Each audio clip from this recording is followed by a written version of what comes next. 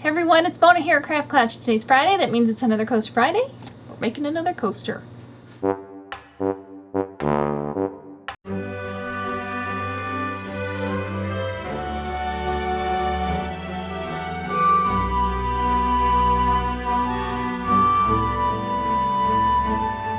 Okay, I found this thing at Michael's. It's just a metal emblem. For the life of me, I can't think of what it's called right now. Hopefully by the end of the video, I'll remember. I've mixed about 2 ounces of the Easy Cast, and you can use the Envirotex Light, whichever one you prefer is fine. I'm going to add some chunky black glitter, some fine copper glitter, and I have a little bit of copper pigment powder I'm going to toss in there too.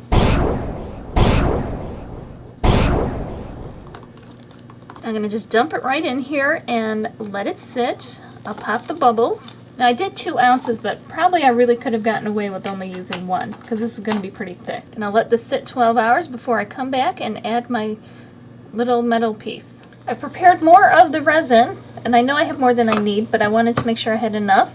I'm going to pour some in here. And because this piece is metal, it's going to sink. I don't have to worry about it floating, but I am going to drop it in here just to make sure I get a covering. Since it is kind of hollow on the bottom, I want to make sure I get some in there to cut down on some of the bubbles at least. I don't want to get a whole lot trapped underneath there. Oops. Okay, then I'm going to add some more. Okay, I know it's covered. I'm going to make sure it's centered. Then as the bubbles rise to the top, I'll hit it with my lighter.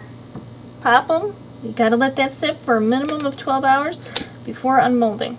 Alright, we are ready to unmold. Here it is. It's a Fleur De Lis, and I know I didn't say that right. Fleur De Lis.